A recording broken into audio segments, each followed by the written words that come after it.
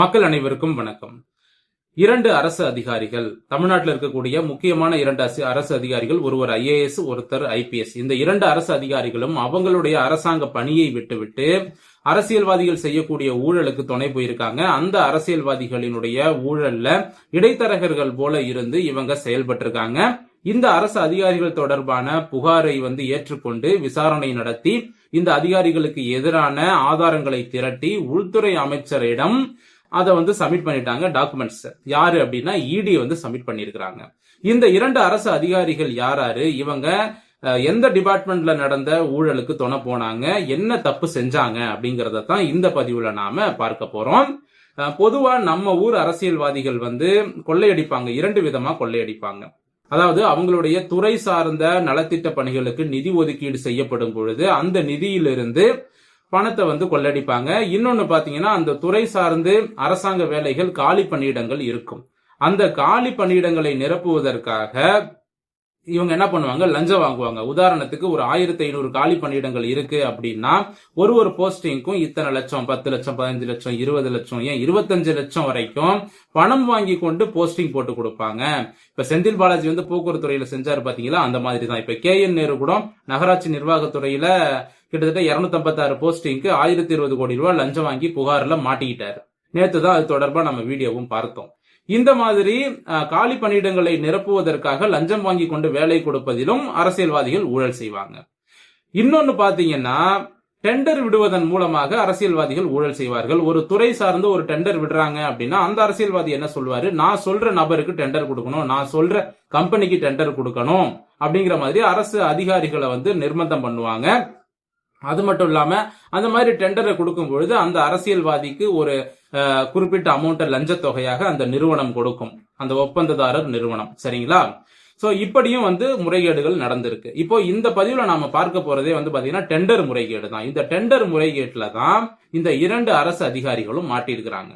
இந்த டெண்டர் என்ன மாதிரியான டெண்டர் அப்படின்னு பாத்தீங்கன்னா, ஏழை மக்கள், அடித்தட்டு மக்கள், துப்புரவு பணியாளர்கள், இந்த துப்புரவு பணியாளர்களுக்கு செல்ல வேண்டிய நலத்திட்டங்களிலிருந்து கொள்ளையடித்திருக்கிறார்கள் இந்த அரசியல்வாதிகள்.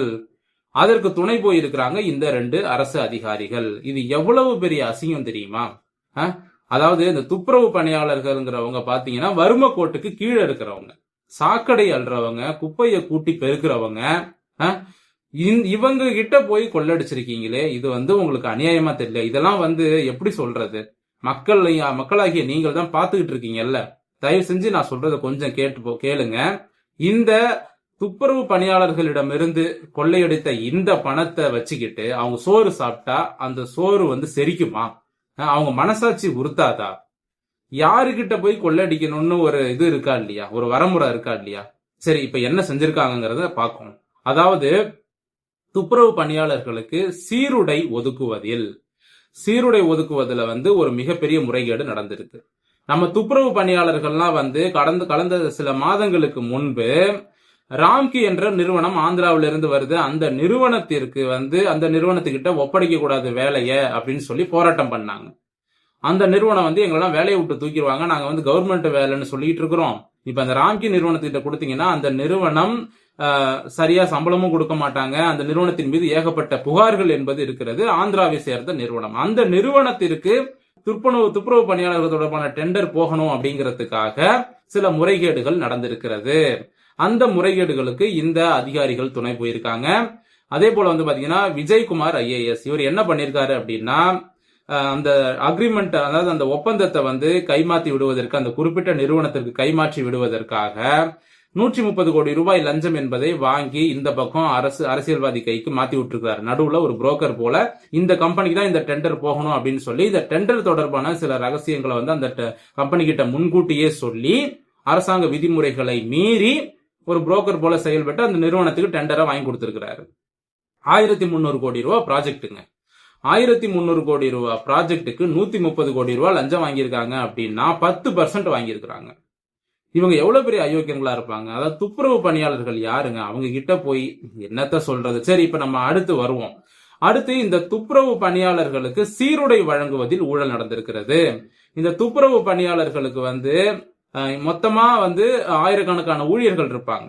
அவங்க எல்லாருக்குமே வந்து சீருடை கொடுக்கணும் அப்படின்னா யாராவது ஒரு கம்பெனி வந்து அந்த டெண்டர் எடுத்து அவங்க தான் வந்து வாங்கி கொடுக்கணும். சோ அப்படி இந்த டெண்டர் வந்து மனோஜ்குமார் என்ற ஒரு நபருக்கு போவதற்காக நம்ம வருண் ஐபிஎஸ் அவர்கள் என்ன பண்ணிருக்காரு, நடுவுல இடைத்தரகர்கள் போல செயல்பட்டு அவரும் இந்த டெண்டர் தொடர்பான ரகசியங்களை அந்த மூன்றாவது நபருக்கு பகிர்ந்து அதன் மூலமாக குறிப்பிட்ட நபருக்கு டெண்டர் போகும்படி இவர் வந்து புரோக்கர் வேலை பார்த்திருக்கிறாரு. அதாவதுங்க, அரசாங்க பணி, அதுவும் ஐஏஎஸ் ஐபிஎஸ் அப்படின்னா அது எவ்வளவு பெரிய பணி. அந்த பணியில இருக்கிறவங்களுக்கு எவ்வளவு வேலைகள் இருக்கும். ஒரு கலெக்டருக்கு எவ்வளவு வேலை இருக்கும், ஒரு ஐபிஎஸ் அதிகாரிக்கு எவ்வளவு வேலை இருக்கும். நிக்கிறதுக்கு நேரம் இருக்காதுங்க. காலில் வந்து சக்கரம் கட்டி விட்ட மாதிரி சுத்திக்கிட்டே இருக்கணும். அந்த மாதிரியான பணிகள், மக்களுக்கான பணிகள் தான் இந்த ஐபிஎஸும் ஐஏஎஸும். இவங்களுடைய டிபார்ட்மெண்ட் சார்ந்த பணிகளை செய்வதற்கே இவங்களுக்கு வந்து நேரம் கிடையாது. அப்படி இருக்கும் பொழுது அரசியல்வாதிகளோடு கைகோர்த்து கொண்டு இந்தந்த நபருக்கு தான் வந்து டெண்டர் போகணும் அப்படின்னு இவங்க வந்து நடுவுல புரோக்கர் வேலை பார்த்துட்டு இருக்காங்களே, இதுக்கா இவங்க வந்து அரசு அதிகாரிகளா வந்தாங்க? படிச்சு ஐஏஎஸ் ஆகும் ஐபிஎஸ் ஆகும் வந்தாங்க. இதுல டெல்லியில எல்லாம் போய் ட்ரைனிங் எல்லாம் எடுத்து ஐஏஎஸ் ஐபிஎஸ்னா எவ்வளவு பெரிய பதவி. இந்த ஐஏஎஸ் ஐபிஎஸ், இந்த வந்து விஜயகுமார் ஐஏஎஸ், இன்னொருத்தர் வந்து வருண் ஐபிஎஸ், இவங்க 2 பேரும் வந்து அமலாக்கத்துறை கொடுத்திருக்காங்க. இந்த 2 அதிகாரிகள் மீதும் நடவடிக்கை எடுக்கப்படும் அப்படின்னு உள்துறை அமைச்சகம் வந்து சொல்லியிருக்காங்களாம். சோ இந்த 2 அதிகாரிகளும் திமுக அரசியல்வாதிகளுக்கு துணை போயிருக்காங்க. இந்த ஒரு டிபார்ட்மெண்ட்ல மட்டும்தான் துணை போயிருக்காங்களா, இன்னும் வேற எந்தெந்த டிபார்ட்மெண்ட்ல எத்தனை டெண்டர் விட்டுருக்காங்க, அந்தந்த டெண்டர்ல எல்லாம் இந்த அதிகாரிகள் எப்படியெல்லாம் துணை போயிருக்காங்க, என்னென்ன தப்பு செஞ்சிருக்காங்க அப்படிங்கறதெல்லாம் இன்னும் வரக்கூடிய நாட்கள்ல அடுத்தடுத்து வெளியாகும். என்போர்ஸ்மெண்ட் டைரக்டரேட் சும்மா விடுறதா இல்ல, நிறைய ஆதாரங்களை அவங்க கையில எடுத்து வச்சிருக்காங்க. இப்போ KN நேரு அவர்கள் பணியிடங்களை நிரப்புவதற்காக லஞ்சம் வாங்கினாருங்கிற ஊழல் ஒரு பக்கம், அதை விசாரிக்க போய் அதன் மூலமாகத்தான் இந்த டெண்டர் விவகாரங்களும் வெளியே வந்தது அப்படின்னு என்போர்ஸ்மெண்ட் டைரக்டரேட் சொல்லியிருக்காங்க.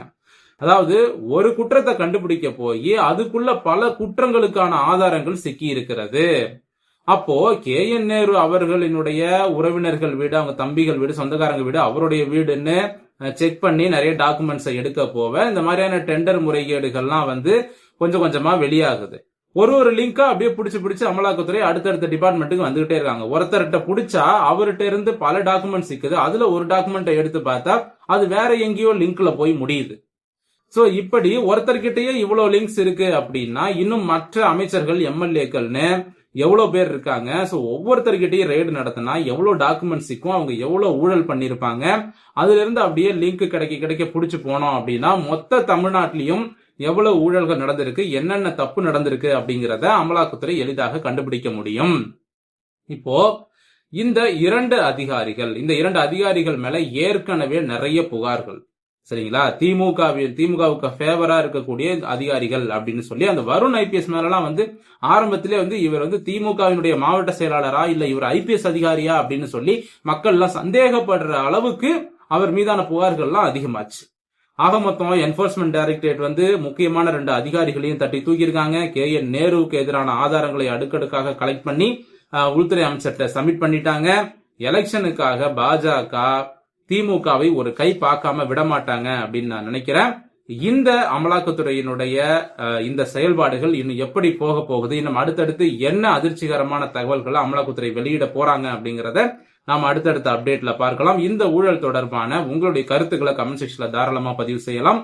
மீண்டும் அடுத்த நல்ல பதிவோடு உங்களை சந்திக்கிறேன். நன்றி, வணக்கம்.